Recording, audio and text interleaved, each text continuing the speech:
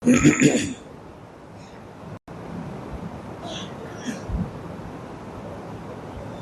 لله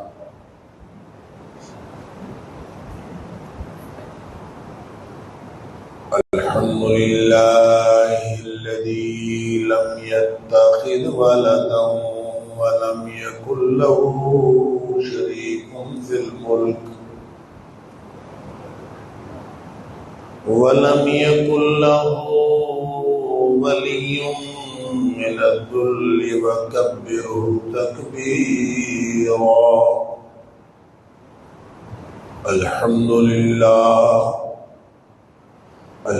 لله نحمده ونستعينه ونستغفره ونؤمن به ونتوكل عليه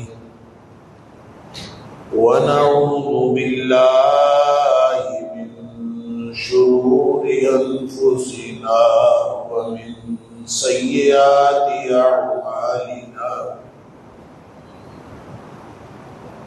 من يهده الله فلا مضل له ومن يضلل فلا هادي له. وأشهد أن لا إله إلا الله وحده لا شريك له. وأشهد أن محمدا عبده ورسوله صلى الله عليه وسلم. أرسله بالحق بشيرا ونذيرا بين يدي الساعة. فمن يطع الله ورسوله فقد رشد واهتدى.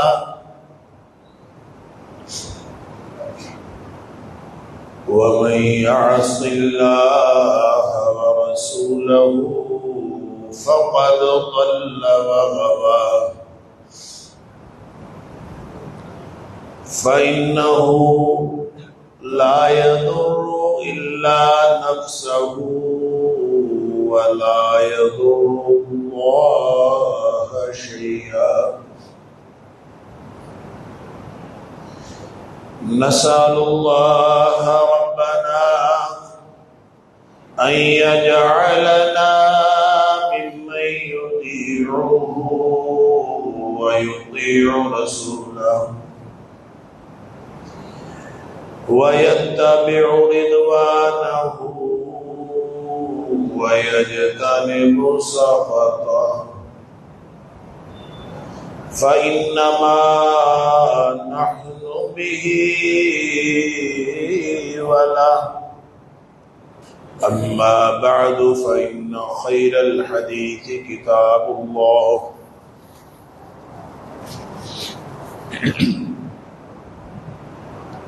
وخير الهدي هدي محمد صلى الله عليه وآله وسلم. وشر الأمور محدثاتها وكل محدثة بدعة وكل بدعة ضلالة وكل ضلالة في النار.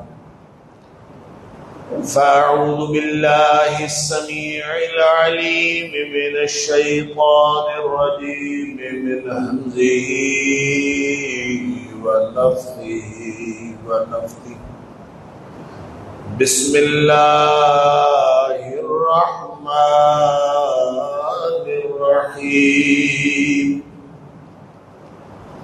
وإذ ابتلى إبراهيم ربه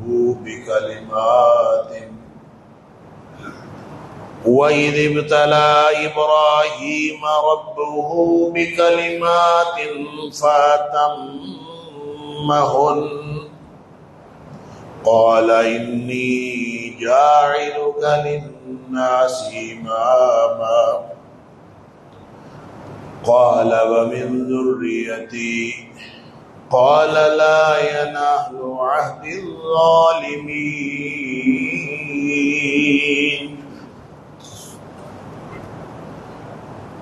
اور اس وقت کو یاد کرو جب ابراہیم علیہ السلام کو ان کے رب نے بہت ساری باتوں میں آزمایا، فَأَتَمَّهُنَّ، ابراہیم علیہ السلام تمام آزمائشوں میں پورا اترے۔ قَالَ إِنِّي جَاعِلُكَ لِلنَّاسِ إِمَامًا، اللہ تعالیٰ نے انعام کا اعلان کیا کہ جا میں تجھے ساری انسانیت کا امام بناتا ہوں۔ قَالَ وَمِن ذُرِّيَّتِي، عرض کیا اللہ میری ذریت میں سے بھی، میری اولاد میں سے بھی اسی طرح امام پیدا کرنا۔ قَالَ لَا يَنَالُ عَهْدِ الظَّالِمِينَ، فرمایا کہ جو تیری اولاد میں سے ظالم ہوں گے ان کے ساتھ میرا وعدہ نہیں۔ صدق اللہ العظیم۔ ابراہیم علیہ السلام کی ابتلاء و آزمائش کے حوالے سے چند باتیں گزشتہ جمعے میں اور اس سے پیوستہ جمعے میں عرض کی تھی۔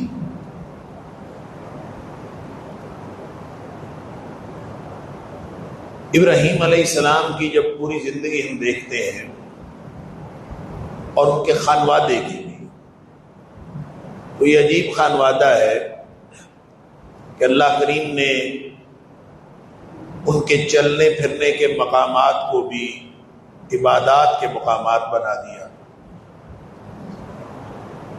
اور کوئی ایسی خاص بات تو اس خانوادے کے اندر ہے کہ انہوں نے اپنی پوری زندگی اللہ کے لیے لگائی تھی کہ اللہ تعالیٰ نے قیامت تک کے لیے اس کو آنے والی امتوں کے لیے نشانی بنا دیا۔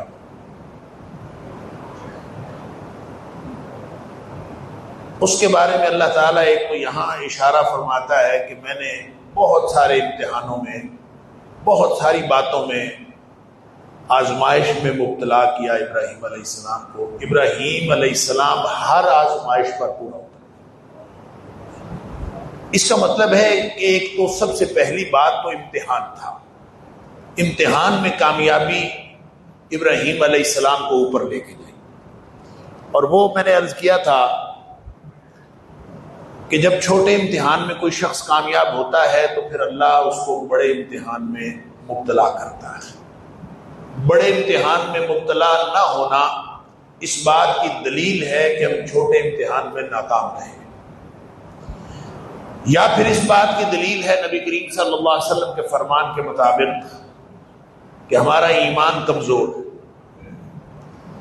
کیونکہ آپ صلی اللہ علیہ وسلم نے فرمایا ہر نبی کو آزمائشوں میں مبتلا کیا گیا، اور جتنا نبی پاک صلی اللہ علیہ وسلم فرماتے ہیں جتنا مجھے آزمائش میں مبتلا کیا گیا اتنی آزمائشیں کسی نبی پر بھی نہیں آئیں۔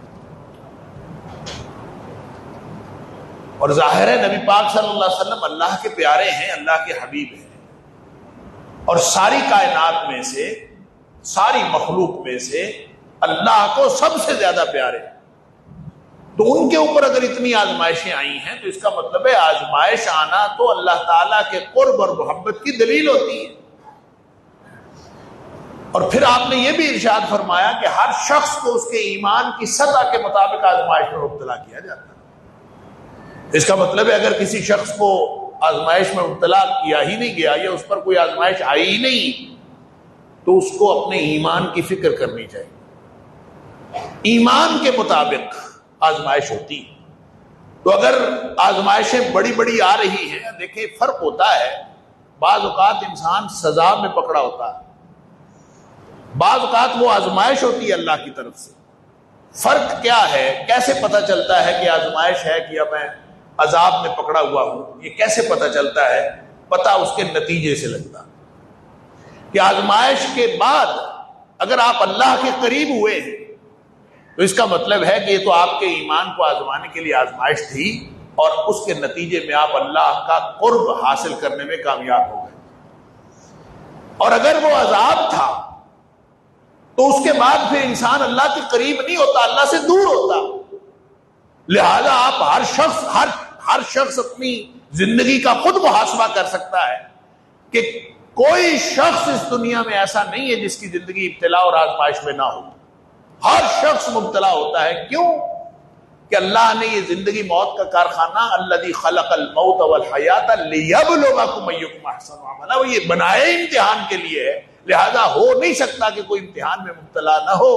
ہر شخص مبتلا ہے، لیکن فرق صرف اتنا ہے جو فیل ہو گئے وہ آزمائشوں سے بچ گئے، جو کامیاب ہو گئے وہ بڑے امتحانوں میں مبتلا کر گئے.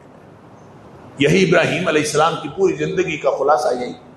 لہذا 5 باتیں ابراہیم علیہ السلام کی حیات طیبہ کے اندر اور ابراہیم علیہ السلام کے خانوادے کی زندگی کے اندر آپ کو 5 باتیں نظر آئیں گی ایسی جو اللہ نے خصوصیت کے ساتھ قرآن کے اندر بیان فرمائی. سب سے پہلی بات امتحان ہے. امتحان ہر شخص کا ہوتا ہے اور ہر شخص اور ہمارا بھی ہو رہا ہے امتحان. ہم ناکام رہتے ہیں.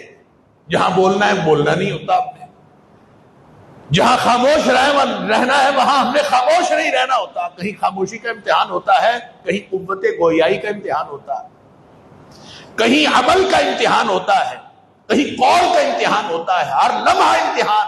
اور ابتدا اس کی، میں نے پچھلے جمعے میں بھی عرض کیا تھا، ابتدا اس کی شعور کے امتحان سے ہوتی ہے. سب سے پہلا امتحان شعور کا امتحان. اور شعور کون سا؟ شعور وہ جو اللہ نے ہماری فطرت کے اندر رکھا ہے. اور فطرت کے اندر کیا رکھا ہے؟ توحید رکھی ہے.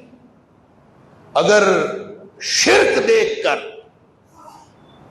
میرے اندر تلاطم پیدا نہیں ہوتا، شرک دیکھ کر میرے اندر بے چینی پیدا نہیں ہوتی، شرک دیکھ کر میں شانت رہتا ہوں، میں پرامن زندگی گزار رہا ہوں شرک کو دیکھ کر، تو سمجھ لیجئے کہ آپ شعور کے پہلے امتحان میں اور اس امتحان کے پہلے سٹیپ پر اور پہلے قدم پر آپ فیل ہو چکے.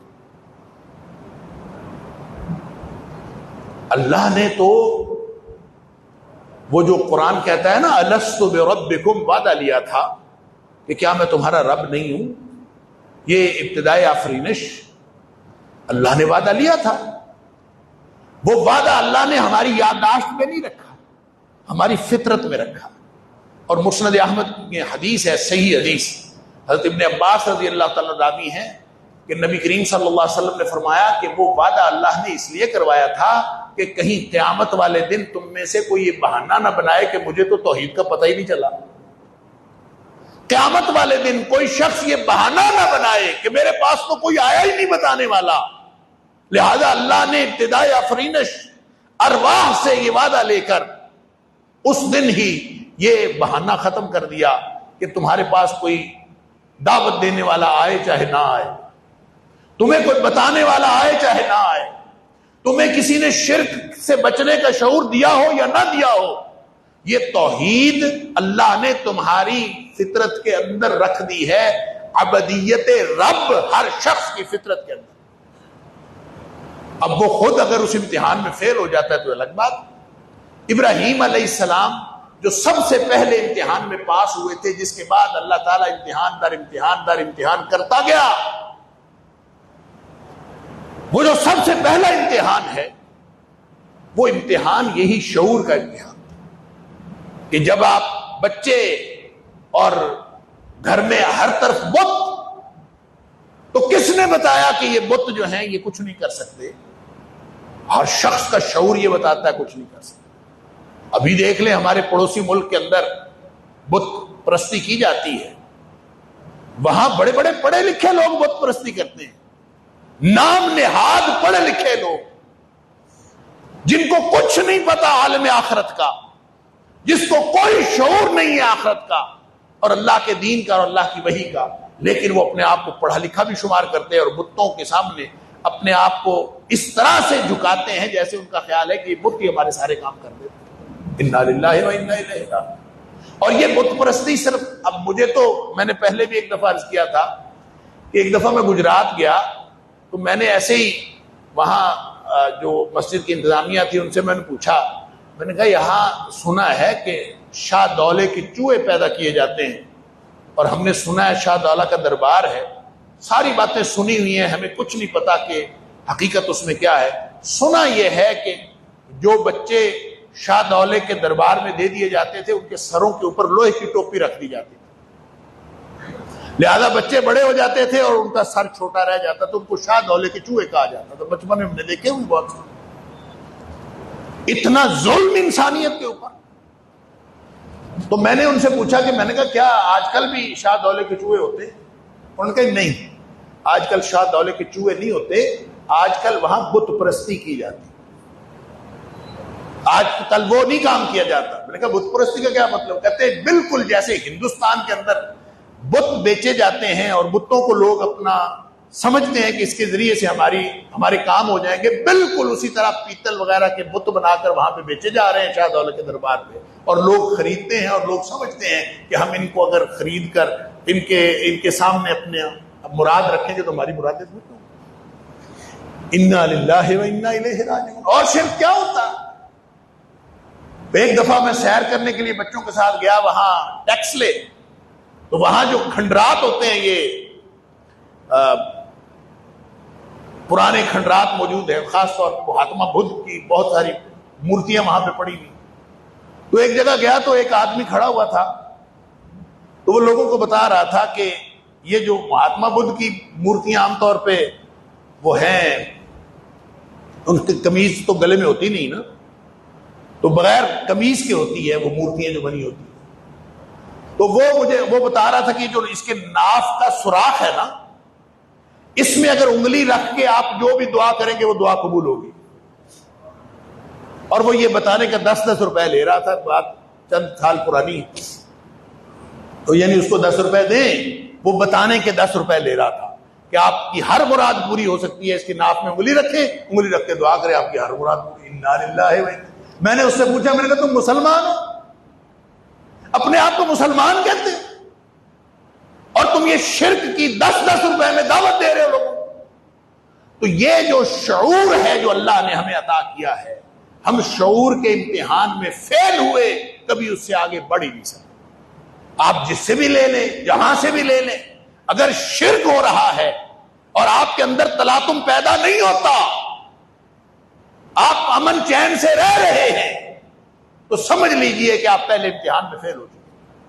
اور وہ پہلا امتحان کیا تھا؟ وہ توحید کا امتحان تھا، وہ اس شعور توحید کا امتحان تھا جو اللہ نے ڈال دیا تھا۔ اور نبی کریم صلی اللہ علیہ وسلم فرماتے ہیں، اور اس لیے ڈالا تھا، نبی کریم صلی اللہ علیہ وسلم نے اس آیت کا حوالہ دیا اس حدیث کے اندر کہ اللہ نے الستو بربکم اور قالوا بلا، یہ سوال و جواب، یہ مکالمہ قرآن میں رکھ کے اور ساری دنیا کو بتا کے، عالم ارواح میں یہ وعدہ لے کے، اصل میں یہ بہانہ ختم کر دیا تھا کہ قیامت والے دن کوئی بہانہ نہ بنا سکے کہ ہمیں تو کسی نے توحید کی دعوت ہی نہیں۔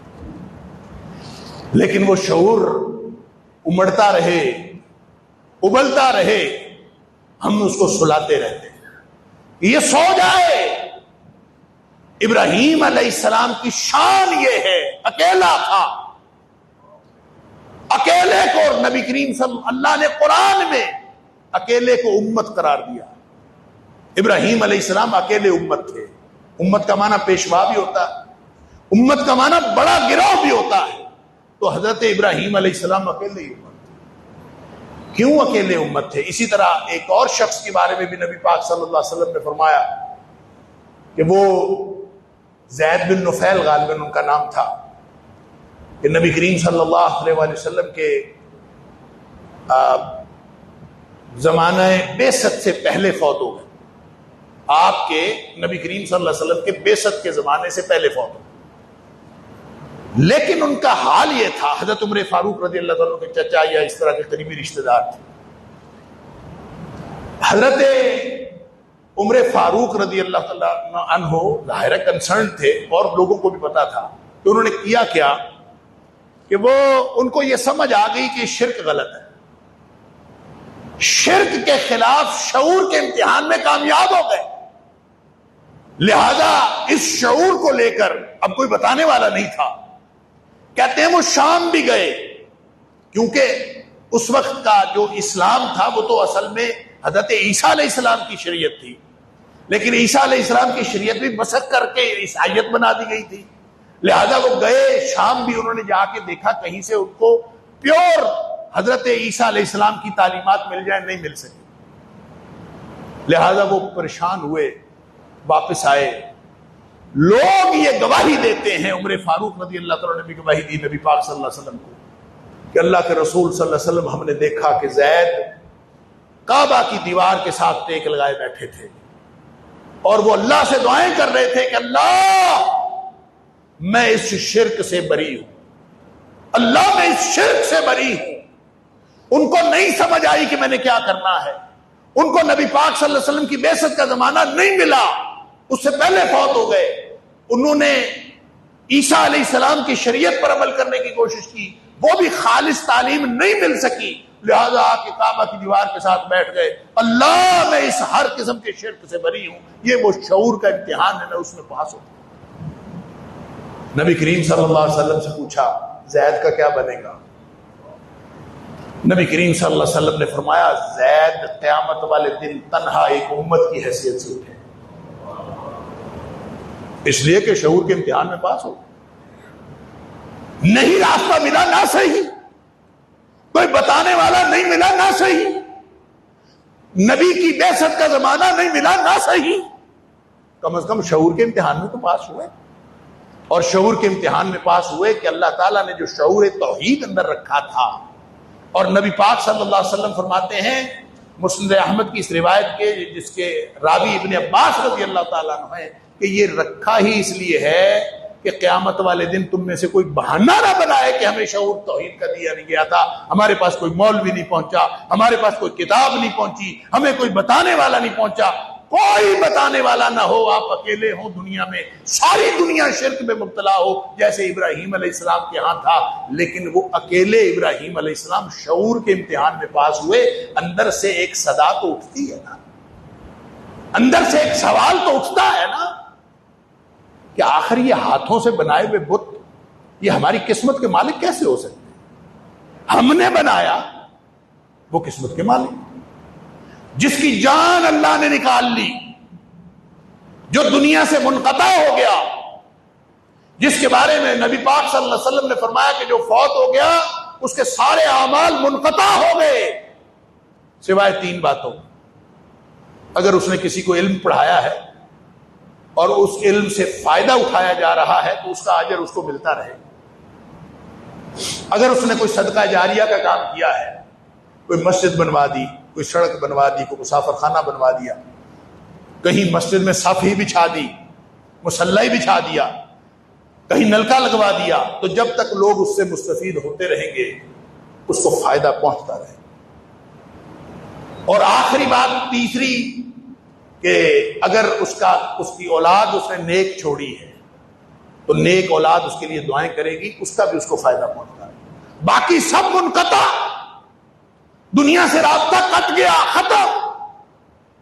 ہم کہتے ہیں کہ نہیں، وہ فوت ہو کے دنیا میں تصرف کرنا شروع ہو گیا۔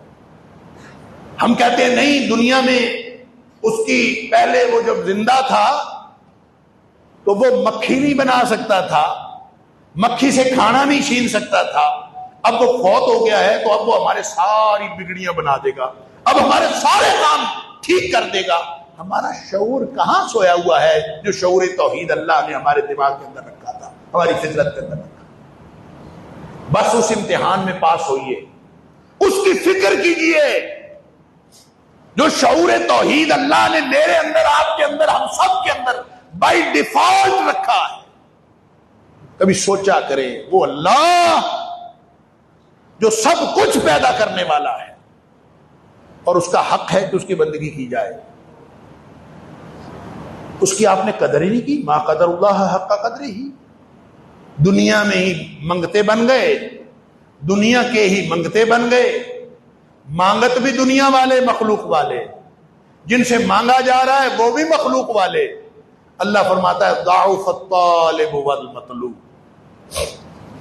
جسے مانگا جا رہا ہے وہ بھی اور جو مانگنے والا ہے وہ بھی، نہ اس کے پلے ککھ ہے نہ اس کے پلے کا کچھ بھی، کمزور بہت۔ شعور کہاں مر گیا، وہ کہاں دفن ہو گیا؟ ظاہر ہے جب فطرت بگڑ جاتی ہے تو پھر ہم اس شعور کے امتحان میں فیل ہو جاتے ہیں۔ جب اس میں فیل ہو جاتے ہیں تو پھر آگے کے امتحانوں میں مبتلا ہونے کا ہی امکان نہیں پیدا ہوتا. جو بندہ میں نے عرض کیا تھا کچی کے امتحان میں فیل ہو گیا، پہلا امتحان، اس کو پکی کے امتحان میں تو کوئی نہیں بٹھاتا. آج کل KG1 KG2 ہوتا ہے، پتہ نہیں کیا ہوتا ہے، یا پریپ ہوتا ہے، نرسری ہوتا ہے. تو پہلے امتحان میں جو فیل ہو گیا اس کو اگلے امتحان میں تو کوئی بٹھاتا ہی نہیں.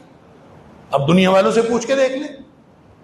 لہذا جیسے جیسے سٹیپ آپ امتحان پاس کرتے جائیں گے اس سے آگے آگے بڑے امتحان ہوتے جائیں گے.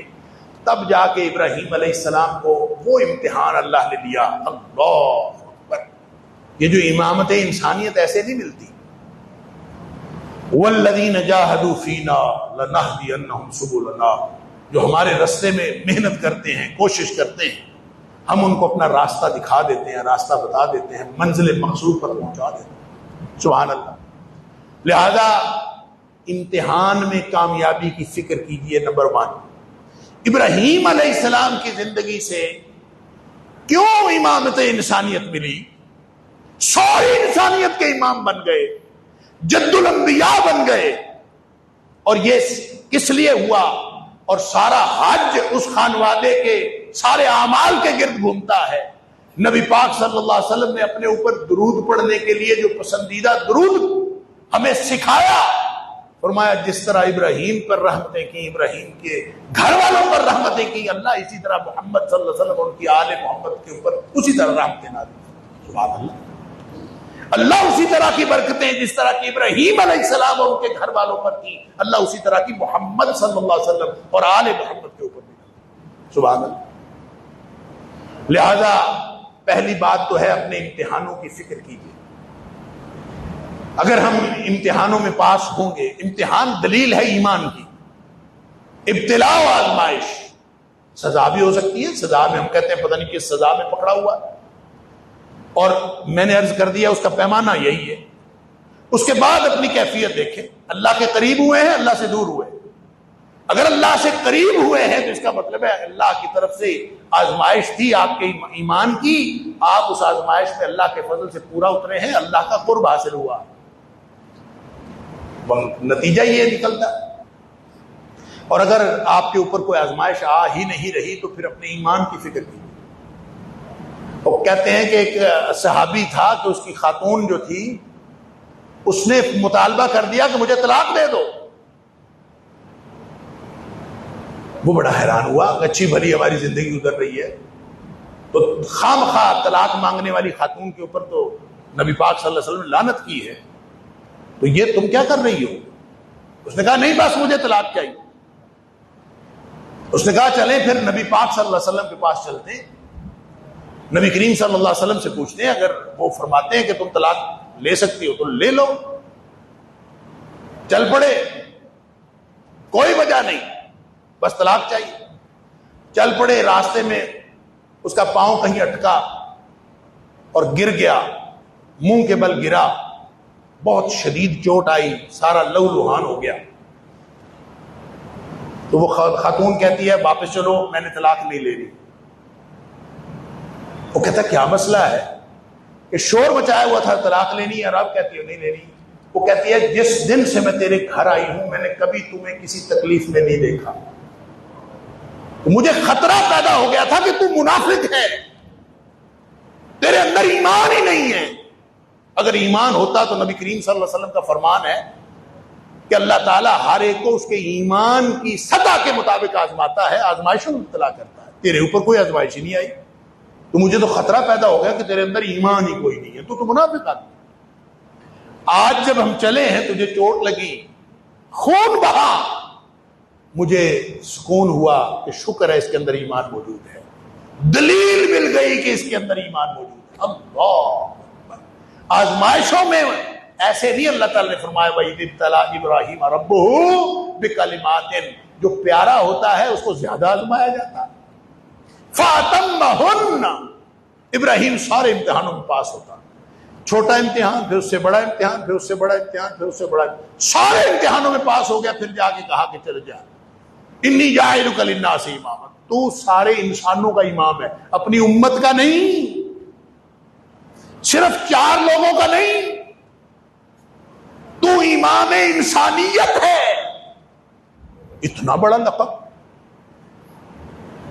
اور اللہ کے حبیب بھی دعا کریں تو کہیں کہ اللہ جیسی رحمت تو نے ابراہیم پر فرمائی تھی ایسی ہی رحمت میرے اوپر فرما. سبحان اللہ. امام انسانیت بنا دے, امتحانوں میں پاس. یہ سب سے پہلی ڈسٹنکشن ان کی یہ ہے کہ امتحانوں میں پاس ہو. دوسری ڈسٹنکشن جو قرآن ہمیں بتاتا ہے وہ ہے حنیفیت, کہ حضرت ابراہیم علیہ السلام یک رخے تھے. کبھی ادھر ادھر نہیں دیکھا کہ کبھی مشرق کو دیکھا, کبھی مغرب کو دیکھا, کبھی بغداد کو دیکھا, کبھی انڈیا کو دیکھا, کبھی فلاں کو دیکھا, کبھی فلاں کو دیکھا. نہیں, ہمیشہ سیدھے اپنے اللہ کو دیکھا. حنیفیت. ان ابراہیم کان امتا قانتا للہ حنیفا. وہ اپنے رب کے لیے یکرخا تھا. کبھی خیال بھی نہیں آیا کہ کسی اور طرف دیکھے. کبھی دل میں یہ تردد بھی پیدا نہیں ہوا کہ شاید اللہ کے علاوہ کوئی اور ہو. یہ خیال بھی کبھی. یہ حنیف کا مطلب یہ ہوتا ہے کہ یک رخا, جس نے کبھی ادھر ادھر رخ نہ کیا ہو. ولم یکن من المشرکین, اور مشرکوں میں سے نہیں تھا. اللہ قانتن بھی فرمایا. قانتن پتہ کیا ہوتا ہے؟ قانتن, قانت کا مطلب ہوتا ہے فرما بردار. اور فرما بردار, حکم ماننے والا, وہ کسی بھی طرح ہو سکتا ہے, لیکن اہل لغت نے قانتن کا جو ترجمہ کیا ہے وہ کہتے ہیں قانت کا مطلب ہوتا ہے قائم بامر اللہ. زندگی جیسی مرضی ہو, اللہ کا حکم ادھر آئے اور اللہ کے حکم پر ڈٹ جانے والا قانت ہوتا ہے. اللہ کا حکم آئے اس پہ ڈٹ جائے تو قانت بھی ہے, قائم بامر اللہ ہے. حنیفہ بھی ہے, ساری زندگی ایک اللہ کی مانتے ہوئے گزار دی, ادھر ادھر دیکھا ہی نہیں, کبھی سوچا ہی نہیں کبھی دل کی بھی ماننی ہے کہ نہیں ماننی, کبھی سوچا ہی نہیں باپ کی بھی ماننی ہے کہ نہیں ماننی, کبھی سوچا ہی نہیں کہ اپنی بیوی کی بات بھی ماننی ہے کہ نہیں ماننی, کبھی سوچا ہی نہیں کون کیسا کس حالت میں ہے, سارے مرتے مر جائیں. باپ سے اختلاف ہوا تو باپ نے کہا میری آنکھوں سے دور ہو جا. کہا ٹھیک ہے دور ہو جاتا. باپ کو چھوڑنا چھوڑ دیتا ہوں, اللہ کو نہیں چھوڑ سکتا. زندگی سے ہاتھ دھونا پڑے گا, زندگی سے ہاتھ دھونا پڑتا ہے. میں زندگی دے سکتا ہوں, اللہ سے دور نہیں ہو سکتا. یک رخا. اللہ اکبر. پھر مانگ مانگ کے بڑھاپے میں بچہ لیا اور ابھی چھوٹا تھا, ننھا تھا. کہا ان کو ویرانے میں چھوڑ کے چلا جا. یک رخا, حنیف, کوئی دوسری رائے نہیں. اللہ نے کہا چھوڑ کے چلا جا, چھوڑ کے چلا گیا. دل میں خیال بھی نہیں آیا کہ ان کو کوئی درندہ نہ کھا لے, کوئی مجرمانہ ذہنیت کا کوئی آدمی کوئی قافلہ نہ لوٹ لے. اکیلی خاتون, اس کا بچہ, اس کو چھوڑ کے ویرانے میں. بھائی کبھی ممکن ہوا ہے کہ کوئی آدمی کچھ اور نہ سوچے؟ اس کو خطرات کا اور اس خدشات کا اور اندیشوں کا جو ایک طوفان ہوتا ہے جو ہمیں کوئی کام کرنے نہیں دیتا, وہ ابراہیم کو کیوں نہیں ہوا علیہ السلام؟ اس لیے نہیں ہوا کہ ابراہیم علیہ السلام حنیف تھے. ان کو اللہ کے علاوہ کچھ اور نظر نہیں آتا. بس جب ابراہیم علیہ السلام کو کچھ نہیں نظر آتا تھا تو ان کے گھر والوں کو بھی کچھ نہیں نظر آتا تھا. وہ بھی کہتے تھے ٹھیک ہے. اللہ اکبر. یہی پوچھا تھا نا حضرت ہاجرہ نے, وہ چھوڑ کے جا رہے ہیں, کچھ بھی نہیں کہا. کیا کہیں؟ ویرانے میں آپ اپنی بیوی اور بچے کو چھوڑ کے جا رہے ہو, گھر بھی نہیں, آپ تو اپنے گھر میں نہیں چھوڑ کے جا سکتے. 10 سوالوں کے جواب دینے پڑتے ہیں, کہاں جا رہے ہو, کیوں جا رہے ہو, کب آؤ گے. ویرانے میں چھوڑ کے جا رہے ہیں, کچھ بھی نہیں بتایا, چپ کر کے جا رہے. وہ اماں بیچاری, اماں ہاجرہ پریشان ہے کہ یہ ویرانے میں ہمیں چھوڑ کے کہاں جا رہے ہیں. بار بار پیچھے دوڑتی ہیں, اس کو پکڑتی ہیں, کیوں چھوڑ کے جا رہے, کیوں چھوڑ. کچھ نہیں جواب ہی کوئی. کیوں جواب نہیں؟ اس لیے کہ ہاجرہ کی تڑپ کی فکر نہیں ہے، بچے کے خطرات کا جو گر جانا ہے اس کی فکر نہیں ہے، بس اپنے اللہ یک رکے یکسو، اللہ نے حکم دیا بس چھوڑ دیا، بات ختم ہے۔ دوسری بات سوچنی بھی نہیں، پوچھتے پوچھتے پھر خود اماں کو خود ہی خیال آیا، اللہ ہمارا کبھی ہاذا، خود ہی خیال آیا یہ اللہ کے حکم کے علاوہ تو کوئی اور کام کرتا ہی نہیں ہے، اس کو لگتا ہے اللہ نے حکم دیا ہوگا، وگرنہ اس طرح کی نامعقول حرکت بظاہر نعوذ باللہ من ذالک، بظاہر یہ نامعقول حرکت ہے کہ اپنے بیوی اور بچے کو، چھوٹا سا ننھا بچہ اس کو ویرانے میں چھوڑ کے چلے جاؤ، وگرنہ تو کوئی نہیں کرتا، تو لگتا ہے اس کو اللہ نے حکم دیا، اللہ ہمارا کہا بہذا، کیا اللہ نے حکم دیا؟ سبحان اللہ، پھر بولے نعم اللہ نے حکم دیا، بس اتنی بات تھی۔ تو وہ بھی خاندان بھی تو وہی تھا نا، وہ بھی پریشان، وہ اس نے بھی کہا ٹھیک ہے اگر اللہ نے حکم دیا ہے تو پھر وہ ہمیں ضائع نہیں کرے گا، پھر تو چلا جا، پھر کوئی مسئلہ نہیں، پھر وہ بھی یہ ہے حنیفیت۔ تو سب سے پہلی بات امتحانوں میں کامیابی، دوسری بات حنیفیت جو حضرت ابراہیم علیہ السلام کے خانوادے کے اندر خصوصیت، اور تیسری بات ہے تسلیم و رضا، اللہ اکبر، کہ اس اللہ کی جس کے سامنے یکسو ہیں اور یک رخے ہیں، اس کے سامنے پھر باقی اور کوئی چیز سامنے حائل نہیں ہے، اس کے سامنے اطاعت اور فرمانبرداری میں اپنے آپ کو اس کے سپرد کر دیا، کامل سپردگی، یہ ہے تسلیم و رضا۔ اور یہ کہانی ساری ابراہیم علیہ السلام کی، اسماعیل علیہ السلام کی، اماں ہاجرہ کی، یہ پوری حج کے ارد گرد جو گھومتی ہے، یہ ساری کہانی ہے ہی اس تسلیم و رضا کی کہانی، کہ جو اللہ نے فرمایا ہم اللہ کی رضا کے لیے سر تسلیم خم، بس یہی کہانی۔ ابراہیم علیہ السلام سے جو کہا، جب کہا، اللہ اکبر، ہر وقت اللہ کے حکم کے سامنے سر تسلیم خم کیا۔ اور اس کی پیک پوائنٹ وہ تھا، اور اس کا کلائمیکس وہ ہے جب اللہ خود فرماتا ہے سورہ صافات کے اندر کہ جب بچہ، وہی بچہ چھوٹا سا ننھا جہاں جو مانگ کے لیا تھا، پھر اللہ کے حکم سے ویرانے میں چھوڑا، پھر جب وہ کوئی ساتھ ہاتھ بٹانے کے قابل ہوا، فلما بلغ معه السعی، ہاتھ بٹانے کے قابل ہوا، تو ادھر اللہ نے خواب دکھا دیا، یا بنیا انی ارا فی المنام، میں نے خواب دیکھا ہے، انی اذبحک، میں تجھے ذبح کر رہا ہوں۔ یہ نہیں فرمایا اللہ نے حکم دیا ہے،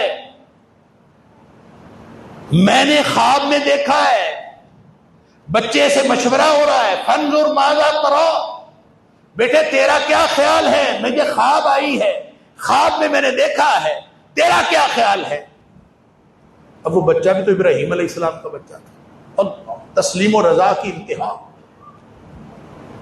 وہ آگے سے کہتا ہے یا ابت فعل ما تؤمر، کیونکہ نبی کا خواب وہی ہوتا ہے، وہ بھی سمجھ گیا اللہ کا نبی ہے، امتحانوں میں پاس ہوا ہے، امام انسانیت ہے، اور حنیف ہے، یک رخا ہے، اس کے حکم کے علاوہ کچھ نہیں کرتا۔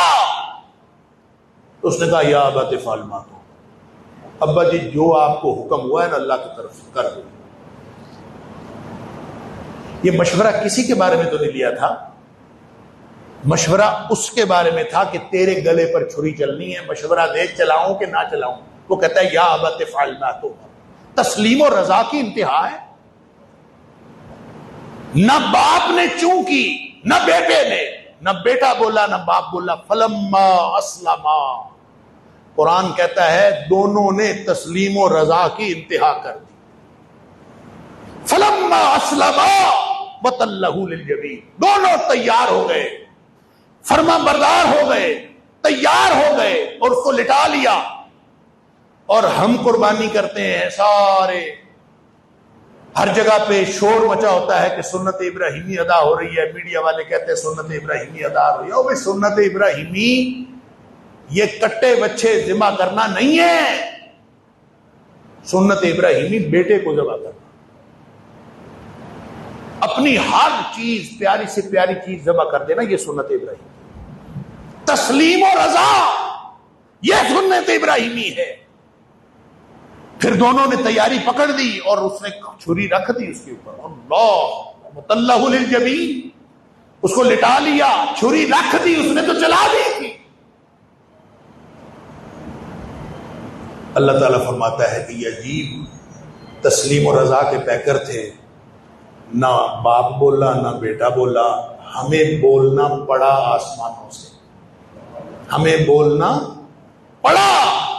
وَنَادَيْنَاهُ أَن يَا إِبْرَاهِيمُ، ہم بولے آسمانوں سے، اے ابراہیم قد صدقت الرؤیا انا كذلك نجزي المحسنین، تو کیسا آدمی ہے کہ تو نے خواب بھی سچا کر دکھایا۔ انا كذلك نجزي المحسنین، ہم محسنین کو اسی طرح سے اجر دیتے ہیں۔ محسن کون ہوتا ہے؟ جو زندگی میں بہتر سے بہتر کرتا ہے، کبھی وہ اپنے پچھلے عمل پر مطمئن نہیں ہوتا، وہ کہتا ہے میں نے اس سے بھی بہتر کرنا، وہ بہتر سے بہتر کرتا جاتا ہے، جو اللہ کا حکم وہ کرتا چلا جاتا ہے۔ اللہ فرماتا ہے ان ھذا لہو البلاء المبین، ابراہیم امتحان بڑا سخت تھا، بڑا مشکل امتحان تھا، تو اس امتحان میں بھی کامیاب ہو۔ تو تسلیم و رضا اصل جو حضرت ابراہیم علیہ السلام ان کے خاندان کی، تو میں اور آپ اگر آج ابراہیم علیہ السلام کے اسوہ پر عمل کرنا چاہتے ہیں تو ذرا اس طرح کی کمپلیٹ سبمیشن کریں نا اللہ کے سامنے۔ اللہ تعالیٰ مجھے اور آپ کو ہم سب کو توفیق عطا فرمائے۔ وآخر دعوانا